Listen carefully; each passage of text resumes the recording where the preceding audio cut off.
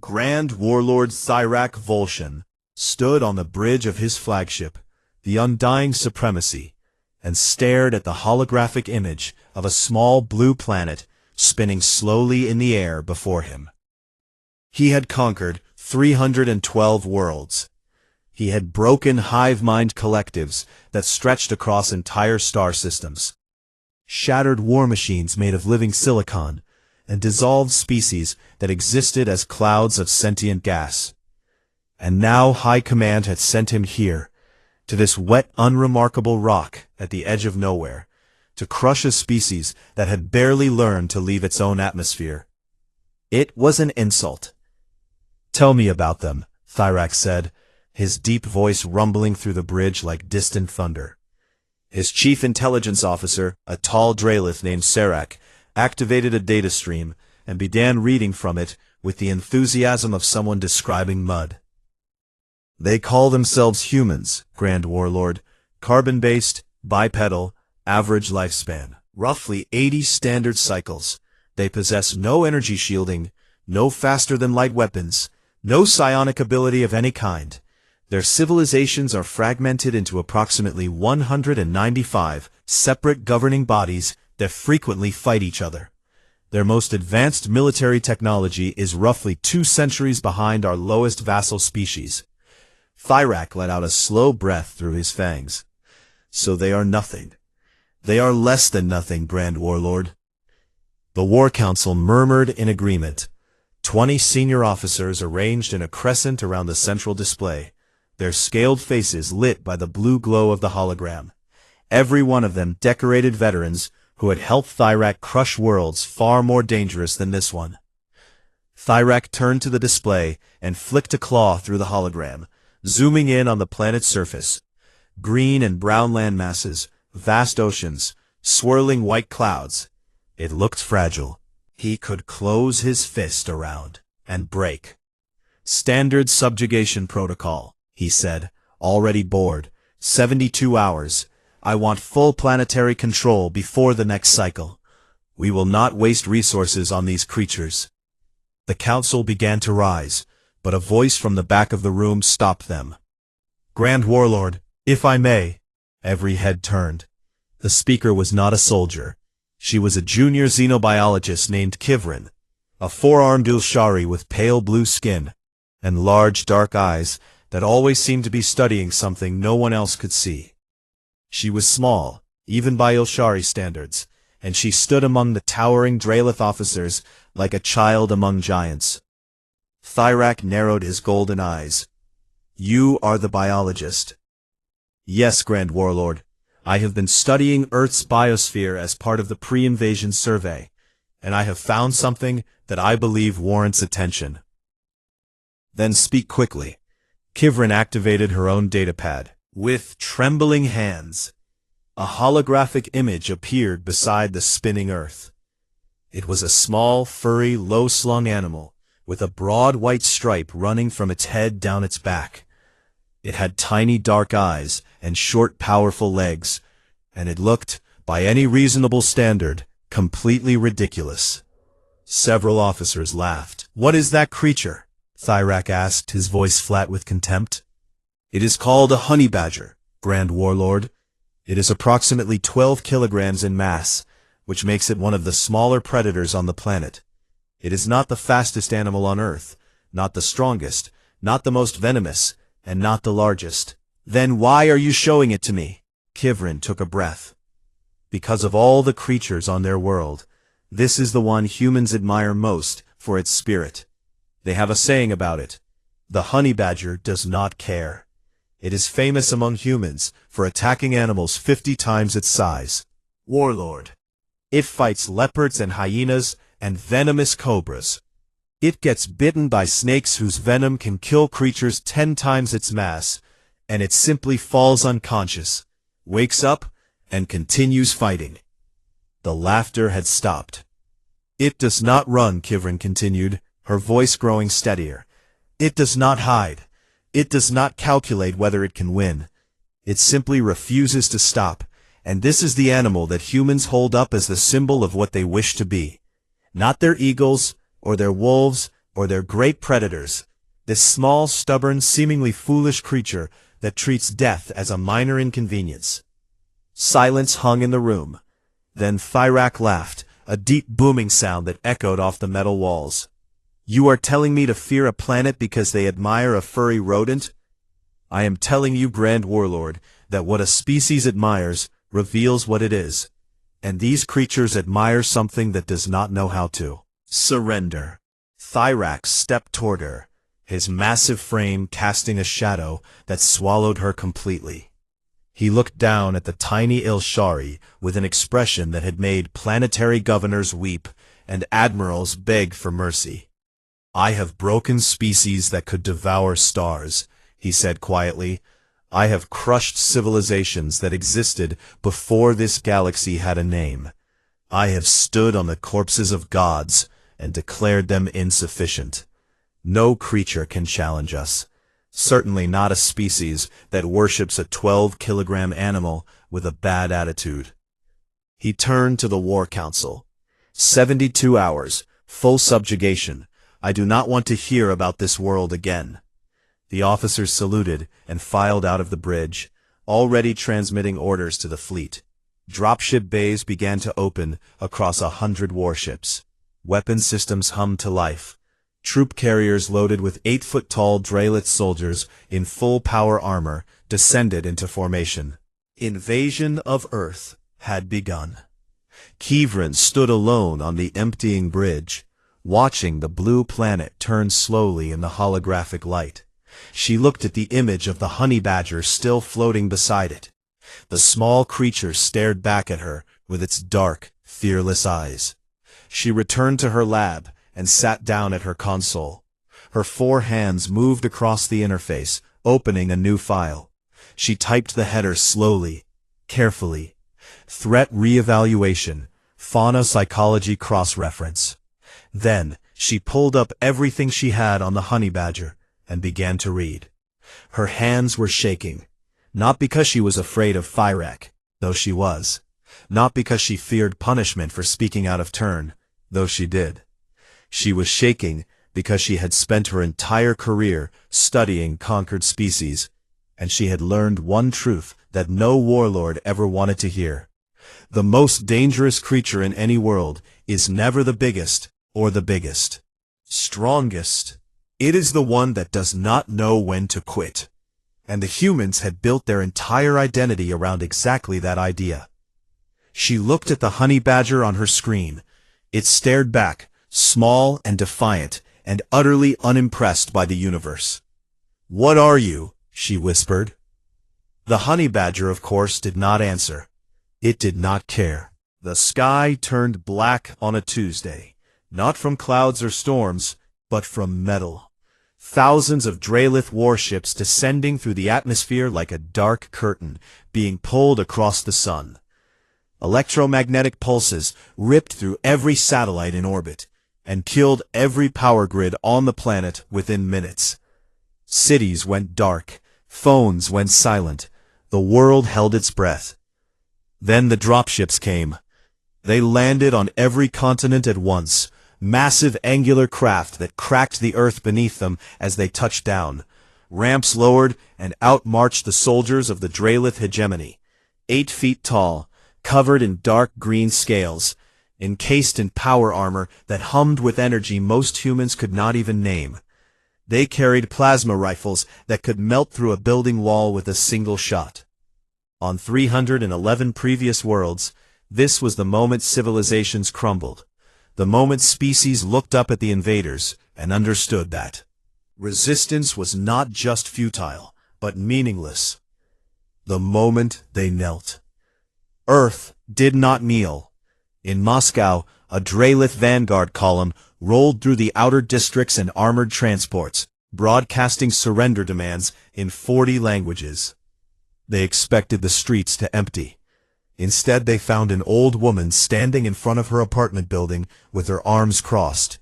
She was barely 5 feet tall, and she looked like she had survived things far worse than aliens. A Dralith sergeant ordered her to move. She picked up a glass bottle from the ground and threw it at his head. It shattered against his helmet and did absolutely nothing. But within an hour, every window in the building had opened, and the residents were throwing everything they had. Bottles, furniture, bricks, a television set. None of it damaged the Drelith armor, but that was not the point. The point was the message. You are not welcome here, and we will make your life miserable for as long as you stay. Long as we breathe. In Lagos, a Drelith commander set up a forward base and issued a standard disarmament order. All weapons were to be surrendered immediately. The local population complied with surprising speed, handing over military rifles and sidearms in neat organized piles. The Drelith commander reported a successful pacification. That night, his patrols began disappearing. Not to military forces.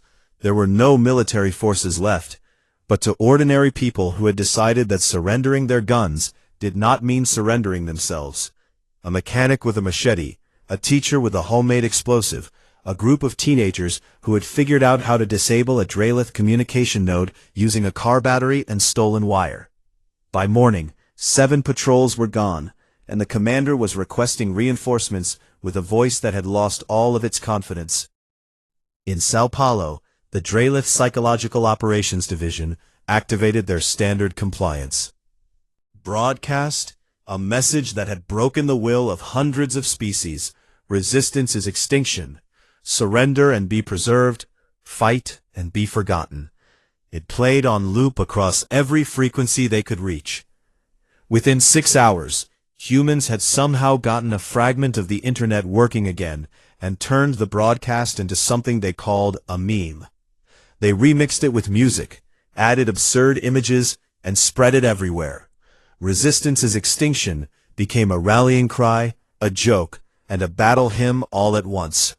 Humans were laughing at the message designed to terrify them, and that laughter spread faster than any weapon. Thyrak received the reports on his bridge and read them with growing confusion. The numbers told one story. Humanity was losing. Their casualties were enormous. Their cities were occupied. Their military infrastructure was shattered beyond repair. By every metric the hegemony used to measure conquest, Earth was falling exactly as predicted. But the humans had not read the metrics. They did not behave like a species being conquered. They behaved like a species that had been personally offended by the very concept of surrender. Destroyed military units were replaced within hours by civilians who picked up whatever was available and fought. Captured resistance leaders were replaced by someone new before the cell door even closed. There was no central command to decapitate, because every single human seemed to independently arrive at the same conclusion: fight. Thyrak called Kivrin to the bridge.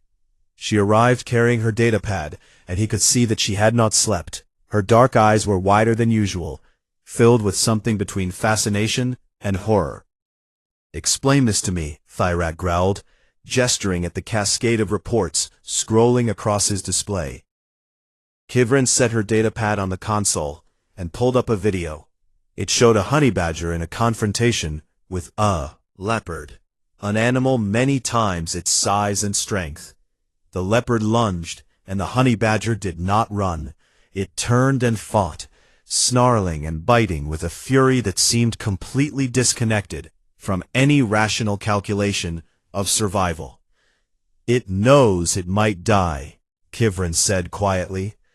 "It simply does not factor that into its decision-making. This is not stupidity, Grand Warlord. This is something else entirely.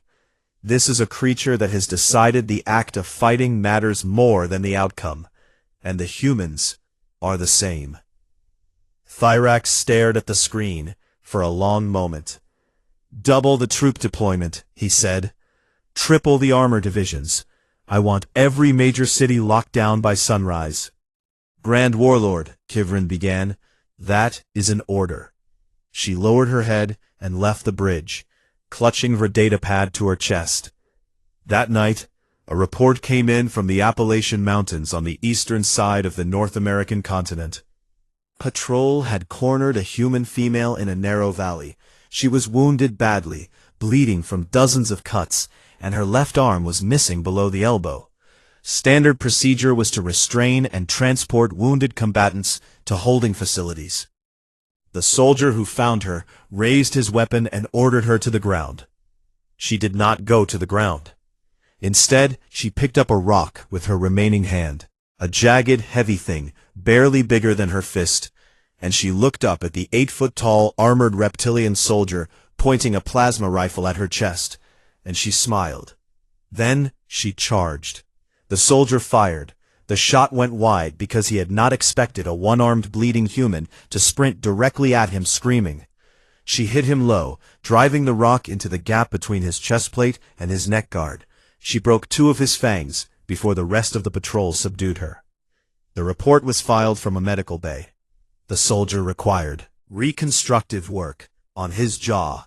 The human was placed in a holding cell with her wounds treated. The guard assigned to watch her noted in his log that she had not stopped smiling since they brought her in. She sat in the corner of her cell, covered in her own blood and the blood of a Dralith warrior, smiling at the wall like she knew something they did not. When asked through a translator why she was smiling, she looked at the guard with bright, steady eyes and said 4 words. "You should have run." The guard requested a transfer the next morning. He did not explain why, but his hands were shaking when he signed the form, and for the rest of his career, he would never be able to look at a human without remembering the way that woman had smiled at him from behind the bars of her cell. As if she was not the prisoner. As if he was. 6 weeks into the occupation of Earth, Grand Warlord Thyrak Volshin stopped sleeping. It was not a decision he made. It was simply something that happened, the way a crack appears in a wall that has been struck too many times. He would lie in his quarters aboard the Undying Supremacy and stare at the ceiling and listen to the steady stream of reports coming in from the surface below, and every single one of them was wrong. Not wrong in the sense of inaccurate. The data was precise. The numbers were real. Wrong in the sense that none of it made any sense. By every standard the hegemony had ever used across 312 conquered worlds, Earth should have been pacified in week 1. The humans had lost over 70% of their military capability in the first 3 days. Their governments had collapsed or gone into hiding. Their infrastructure was rubble. Their population centers were occupied by Dralith forces with overwhelming firepower. And yet the resistance was not weakening. It was getting stronger. Thyrak read the reports with the slow, grinding fury of a creature that had never once in its life encountered a problem it could not solve with force. His supply lines were under constant attack, not by organized military units, but by what the humans called guerrilla fighters, teenagers who had somehow stolen plasma cutters from destroyed Dralith vehicles and used them to slice through armored convoy hulls. Elderly women who knew every cave and trail in their local mountains and guided ambush teams through terrain that the Dralith mapping systems could not properly read. Farmers who buried explosives in roads they had walked their entire lives, and then sat on their porches watching Dralith transports burn. His soldiers were exhausted. The Dralith were physically superior to humans in almost every way, stronger, taller, faster, better armed, but superiority means nothing when the enemy never stops coming. A Dralith soldier could fight for 12 hours and need rest, but the humans seemed to operate in shifts, in waves, in an endless rolling tide of defiance that never gave the occupiers a moment of peace. And then there were the interrogations. Standard hegemony interrogation protocols had been refined over centuries and tested on hundreds of species. They were efficient, precise, and they worked. Every species had a breaking point, a threshold where the pain or the fear or the despair became too much, and the subjects surrendered their information. Humans did not appear to have this threshold. Thyrak reviewed the interrogation logs with growing disbelief. Subject after subject, most of them not even soldiers, simply refused to break. Not because they had been trained to resist, but because of something far more disturbing. Something Kivrin had identified in her reports, with a word Thyrak had never encountered in any. Xenopsychological profile. Spite. P. The humans would rather suffer than give the enemy satisfaction. It was not courage in the traditional sense, not the calm resolve of a trained warrior. It was something raw and more primal. It was the absolute burning refusal to let someone else win, even at the cost of everything. One captured resistance leader, a middle-aged man who had been a schoolteacher before the invasion, was brought before a Draelith interrogator and told that his city would be leveled if he did not provide the locations of hidden weapon caches. The interrogator expected fear or anguish or desperate bargaining. The man laughed. "Then you had better start," he said, "because I have got nothing for you." He was not bluffing. He genuinely did not care. He had already decided that the act of refusing was worth more than his life or his city, and no amount of threats could move him, because he had already accepted every possible consequence, and found them all preferable to submission. Thyrak threw the report across his quarters. But there was something worse than the human resistance, something that kept the Grand Warlord awake more than any ambush or act of defiance. The vassal species were watching. The Draelith hegemony ruled through mythology as much as military power. The myth of invincibility, the idea that resistance was not just futile, but unthinkable. 312 species had believed that myth and knelt, and their kneeling had reinforced the myth for the next species, and the next, and the next. But now footage was leaking out. Clips of humans fighting Draelith soldiers. Clips of ordinary people standing against power-armored warriors. Clips of that one-armed woman in her cell, smiling at the camera. The footage spread through the hegemony's subspace networks like a virus. And for the first time in centuries, the vassal species were seeing something they had been told was impossible. Impossible. A species that would not kneel. Thyrak could feel the foundations trembling. He convened the War Council and summoned Kivrin. She arrived looking like she had aged 10 years and 6 weeks. Her blue skin was pale, her dark eyes ringed with exhaustion. But when she spoke, her voice was steady and certain in a way that made every officer in the room uncomfortable. She had prepared a full analysis, and she presented it with the calm precision of someone delivering a verdict. "I have coined a term for what we are facing," she said. "I call it the doctrine of enough." She explained it simply. Every species the hegemony had ever conquered possessed a surrender threshold, a point where the cost of resistance exceeded the value of continued existence. Cross that line, and the species submits. It was mathematics, cold and reliable. "Humans do not appear to possess this threshold," Kivrin said, "or if they do, it exists so far beyond any rational limit that it might as well not exist at all." She showed them data from human history itself, sieges that lasted years, while the defenders ate leather and rats rather than open their gates. Guerrilla wars that stretched across decades against enemies with every advantage. Individuals who crawled through battlefields with shattered limbs to deliver one final message, fire one final shot, spit in one final face. Their history is a record of suffering that should have ended them 1,000 times over, Kivrin said, and every single time they simply refused to end. She played an audio clip, a human voice, translated into Draelith Standard. The voice was rough and tired and absolutely unbroken. "They can kill us, but they cannot make us quit." The room was silent for a very long time. Then Thyrak spoke. "We will make them quit," he said. "Deploy the Ashfall Protocol. Select a major population center. I want the humans to understand. What happens when they test our patience?" Kivrin closed her eyes. The Ashfall Protocol was the hegemony's ultimate weapon of psychological warfare. Orbital bombardment of a civilian target. Total destruction. No survivors. It had been used 4 times in hegemony history, and each time the targeted species had surrendered within hours.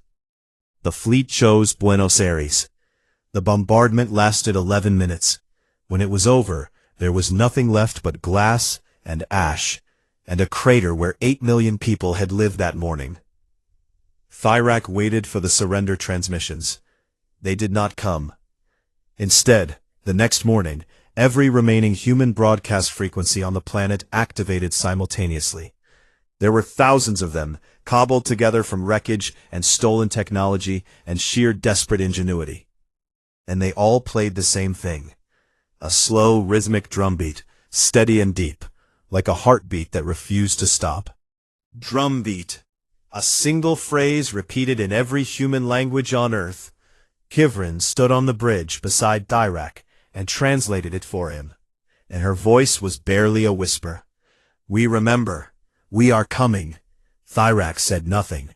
He stared at the planet below him, the planet that should have broken 6 weeks ago, the planet that he had dismissed as soft meat that learned to stack rocks. And for the first time in a career that spanned decades and hundreds of worlds, Grand Warlord Thyrak Volshin felt something cold settle into his chest. He did not call it fear. He was not ready for that word yet. But it was fear, and somewhere in her lab, Kivrin knew it, and somewhere on the burning surface of Earth, the humans knew it too. The drumbeat continued. 3 months after the invasion began, Grand Warlord Thyrak Volshin called an emergency session of the War Council, and for the first time in anyone's memory, he did not stand at the head of the table. He sat. The officers noticed. They said nothing, but they noticed. A Draelith warlord who sits is a warlord who is carrying something too heavy to bear on his feet. The reports came in one after another, and each was worse than the last. It was not Earth that was breaking Thyrak. Earth was a wound deep and bleeding, but it was a wound he might have survived if it had stayed contained. It had not stayed contained. Across the hegemony, vassal species were rising. Not all of them, not everywhere, but enough. On the mining world of Dasik Prime, the insectoid Krell had killed their overseers and seized the orbital stations. On the ocean planet Velshan, the aquatic Morhani had flooded 3 Draelith bases by opening their own dam systems on 6 colony worlds in the Outer Arm. Species that had been silent and obedient for centuries were sending the same transmission to Hegemony Command. Just 2 words that needed no translation, no more. And every one of them, every single one, cited the same inspiration: Earth. The footage had spread everywhere. Kivrin's department had been tasked with containing it, but there was nothing to contain, because the footage was not coming from one source. It was being copied and shared and transmitted by vassal species who had spent lifetimes being told that resistance was death, and who were now watching a species prove that resistance was life. A clip of the one-armed woman smiling in her cell had become the most viewed piece of media in the history of the Hegemony subspace network. Vassal species had turned her face into a symbol, painting it on walls and carving it into stone and projecting it onto the sides of Draelith buildings. Symbol. He had spent his career crushing armies, and armies were easy. You could count them, surround them, destroy them. But you cannot surround an idea, and you cannot destroy a smile. On Earth itself, the situation had passed beyond anything the Hegemony's models could predict. The humans had begun reverse engineering captured Draelith technology, and they were doing it at a speed that made the Hegemony Science Division send increasingly panicked reports to Thyrak's command staff. Weapon systems that had taken vassal species decades to understand were being field-modified by human engineers in weeks. A plasma rifle that the Krell had needed 40 years to replicate was being rebuilt by a team of human university students working in a basement with stolen parts and handwritten notes. A human trait that Kivrin had flagged in her early reports was proving to be more dangerous than any weapon: adaptability. Humans did not just resist, they learned. Learned terrifyingly fast. Every battle taught them something: Every captured piece of equipment became a classroom. Every failure became a lesson that they fed back into their decentralized network of resistance cells. That network was the second thing keeping Thyrak awake at night. The human resistance had no center. There was no capital to bomb, no leader to capture, no command structure to dismantle. It operated like a living organism, a vast sprawling web of independent cells that communicated through methods the Drelith could barely track. Cut one cell and 3 more appeared, funded and supplied by networks that ran through subway tunnels and fishing boats and the basements of churches. But the thing that truly terrified Thyrak, the thing he could not say aloud to his war council, was what was happening to his own soldiers. The Drelith were warriors. They had been bred and trained and armored to be the finest fighting force in the galaxy, and they were breaking. Not from wounds. Drelith could endure extraordinary physical punishment. They were breaking psychologically, and the thing breaking them was not human weapons or human tactics. It was human persistence. Report after report told the same story. Drelith soldiers who had fought dozens of campaigns without flinching were requesting transfers, filing medical complaints, and in growing numbers, simply deserting. An entire battalion on the European front had surrendered to Kivrin's psychiatric division, not to humans, but to their own medical staff, begging to be sent anywhere else. The battalion commander, a decorated veteran of 30 years, sat in the psychiatric evaluation room and stared at the wall, and told the evaluator what had broken him. "I shot one," he said. "A female, young. She went down. I turned to advance. When I turned back, she was standing. She had blood running down her face, and she was standing. I fired again. She fell. Watched her this time. She lay on the ground for 10 seconds, maybe 15. Then her hands moved, and she pushed herself up, and she was standing again. I could see the wounds. I could see the damage. She should not have been able to stand, but she was standing, and she was looking at me. I could see the wounds. I could see the damage. She should not have been able to stand, but she was standing, and she was looking at me." He paused. "I ran," he said. "I am not ashamed. I ran because I have fought the Krell and the Morhani and the silicon constructs of Dask, and I have never once seen anything look at me the way that human looked at me. There was no hatred in her eyes, no fury. There was something worse. There was patience. She looked at me like she knew, absolutely knew, that I would eventually run out of ammunition, or energy, or will, and she would still be standing." Thyrak read the report and said nothing. He convened the final war council. His admirals urged withdrawal. The fleet was overextended, supply lines were compromised, and the vassal rebellions were spreading faster. Then they could be contained. His generals reported that ground forces on Earth were suffering unsustainable attrition, not from any single battle, but from the cumulative, grinding, relentless pressure of an enemy that simply never stopped. His intelligence officers warned that 3 vassal species were in open armed rebellion, and 7 more were showing signs of coordinated resistance. The room was heavy with silence and the smell of defeat, though no Drelith would use that word. Then Tivrin stood. She had not been invited to speak. She was a junior xenobiologist, with no military rank and no authority. But she stood and no one stopped her, because everyone in that room had learned, over 3 months of horror, that the small 4-armed Ilshari understood what was happening better than any of them. She activated the central display. A video began to play. It was not military footage, or resistance propaganda, or vassal rebellion broadcasts. Documentary from Earth, narrated by a calm human voice that Quivrin had not translated because it did not need translating. The video showed a honey badger. The small creature appeared on screen, and the War Council watched in silence as it approached a cobra. The snake was longer than the honey badger's entire body, and armed with venom that could kill in minutes. The cobra struck, and the honey badger flinched but did not retreat. It grabbed the snake and fought it, taking bite after bite, until the venom finally overwhelmed its small body, and it collapsed. The officers shifted uncomfortably. Some looked away. Then the honey badger woke up. It lay still for a moment. Then its legs twitched, and slowly, impossibly, it pushed itself upright, and shook its head, and looked around. And then it walked back to the cobra's body, and began eating it.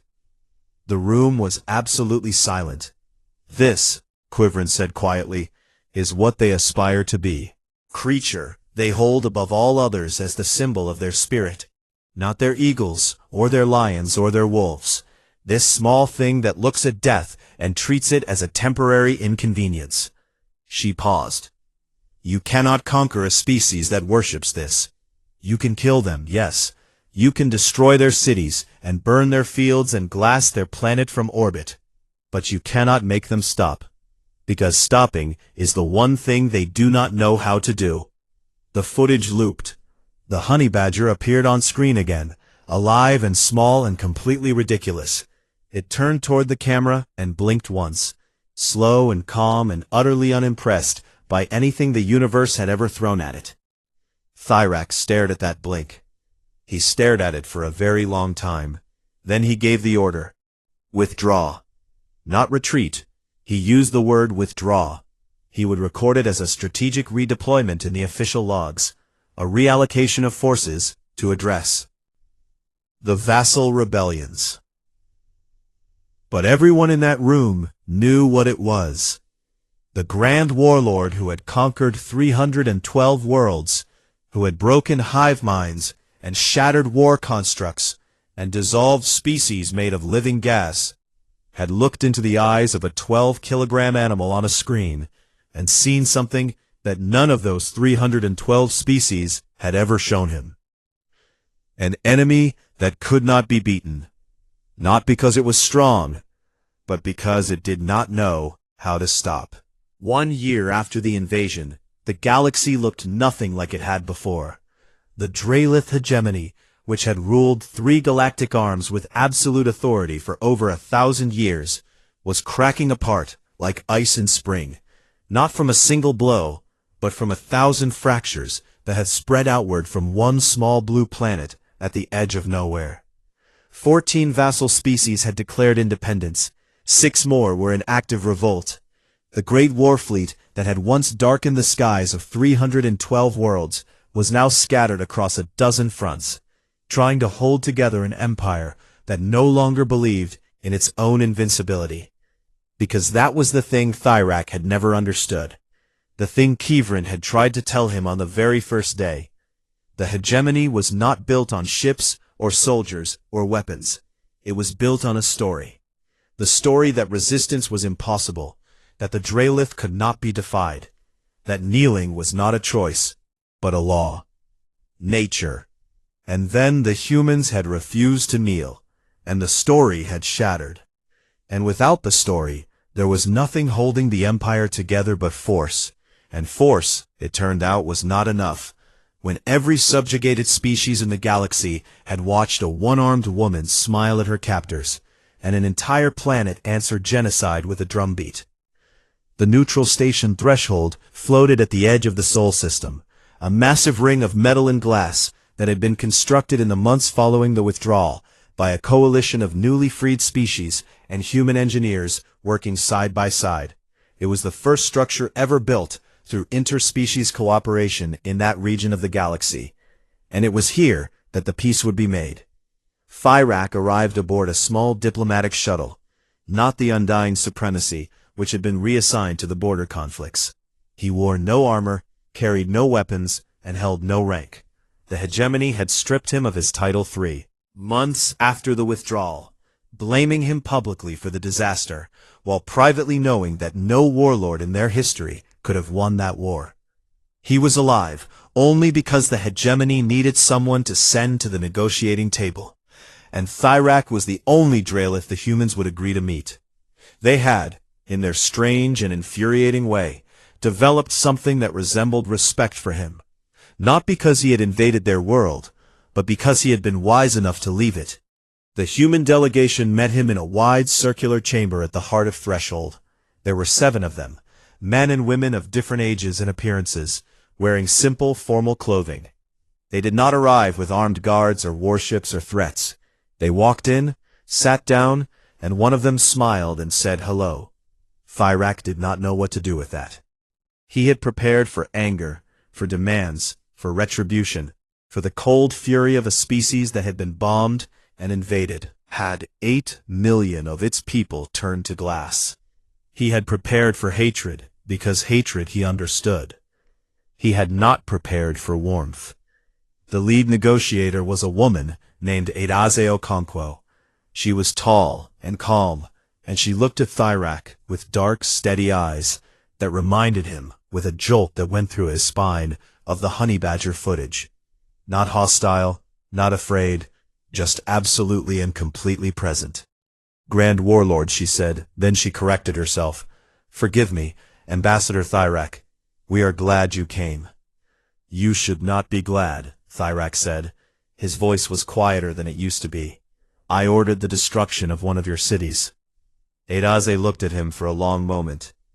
"Yes," she said, "you did, and we will carry that wound for as long as our species exists. Buenos Aires will never be forgotten, and the people who died there will never be unnamed. But we did not invite you here to punish you. The war is over, and the future is not, and we would rather build the future with a former enemy than alone." Thyrak sat in silence.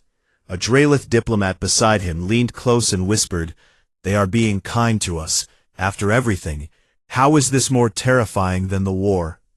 Thyrak did not answer, because he did not have an answer. He had spent his entire career studying conquest, and nothing in his experience had prepared him for the possibility that the species he had tried to destroy would extend an open hand instead of a closed fist. The negotiations lasted 3 days. The terms were firm but not cruel. Earth would be recognized as a sovereign world with full galactic standing. The hegemony would withdraw from all territories within 2 light-years of Sol. Reparations would be paid for Buenos Aires through technology transfers and reconstruction aid. Prisoners on both sides would be returned. On the final day, as the treaty was being signed, Adaze rose from her seat and walked to Thyrak, carrying a small wooden box. She placed it in front of him and opened the lid. Inside, resting on dark velvet, was a small brass figurine. It was a honey badger. The craftsmanship was beautiful. Every detail of the small creature had been captured with care and precision. The broad stripe along its back, the short, powerful legs, the dark eyes that stared up at Thyrak with an expression that was not hostile or threatening, but simply and completely unintimidated. "A gift," Adaze said, "so you remember." Thyrak picked up the figurine and held it in his massive clawed hand. It was tiny, almost weightless, and it sat in his palm like a small defiance made solid. He stared at it for a very long time, and he did not speak. And no one in the room rushed him, because everyone understood that something important was happening in the silence. He closed his fist gently around the figurine and looked at it. "Adaze, I remember," he said. Far from Threshold, across the vast expanse of what had been hegemony space, the story of Earth was becoming something larger than history. It was becoming legend. On freed worlds, the honey badger had been adopted as an unofficial symbol of resistance. Species that had never seen the creature and could not pronounce its name carved its image into their monuments and painted it on the walls of their newly liberated cities. It appeared on flags and banners and the hulls of ships. A small, ridiculous animal that had somehow come to represent the most powerful idea in the galaxy. You do not have to be the biggest to refuse to kneel.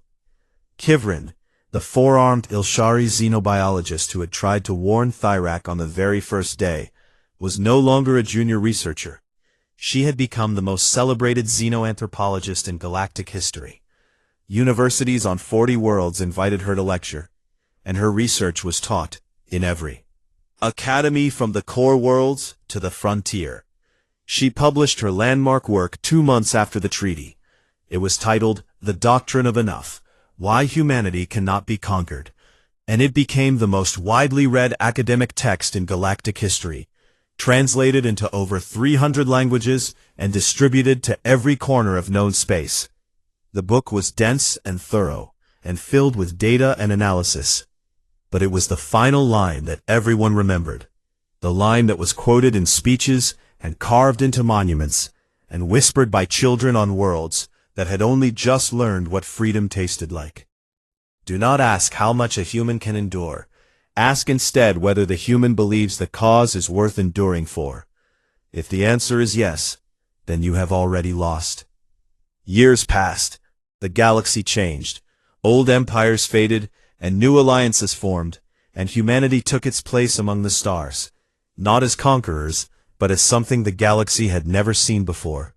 A species that had earned its freedom through sheer refusal to surrender, and then offered friendship to everyone, including the species that had tried to destroy them. It was confusing, and it was unexpected, and it was, in a way that no other species could quite articulate, very, very human. And then, on a distant world far from Earth, in a part of the galaxy that humanity had not yet reached, a young empire made a decision. They were called the Vorathi. They were strong and ambitious and expanding rapidly. Their war council gathered around a tactical display showing a small human colony on the frontier. A few thousand settlers, modest defenses, limited military presence. The analysis was clear, and the conclusion was obvious. Easy prey. The warlords murmured their approval and began planning the assault. Dropship formations, bombardment patterns, subjugation timelines. It was routine, mechanical, the business of empire. Then an old advisor rose from his seat at the far end of the table. He was not Vorathi. He was a member of a species that had once been vassalized by the Drelith hegemony, a species that had been freed in the wave of rebellions that followed the invasion of Earth. He had been hired by the Vorathi as a consultant because he had experience with galactic politics that the young empire lacked. He walked slowly to the center of the room and placed a small object on the tactical display. It was a brass figurine, old and worn and polished smooth by years of handling, a small squat creature with a broad stripe and short legs and dark fearless eyes. The warlords stared at it. "What is that?" the senior commander asked. The old advisor looked around the room at the young, confident faces of predators who had never lost a war, who believed with all their hearts that the galaxy was theirs for the taking. He had seen faces like these before. He had watched them. "Let me tell you," he said, "about the honey badger." And he did. And the Vorathi did not invade the colony. And somewhere across the galaxy, on a small blue planet, orbiting an unremarkable star, a species that had once been dismissed as soft meat, that learned to stack rocks, continued to do what it had always done, to fight and to build and to laugh and to refuse, absolutely and permanently refuse to ever stay down. Because that was the human way. Not the strongest, not the fastest, not the most advanced, just the most stubborn thing the universe had ever made. And the universe, slowly and reluctantly, had learned to respect that.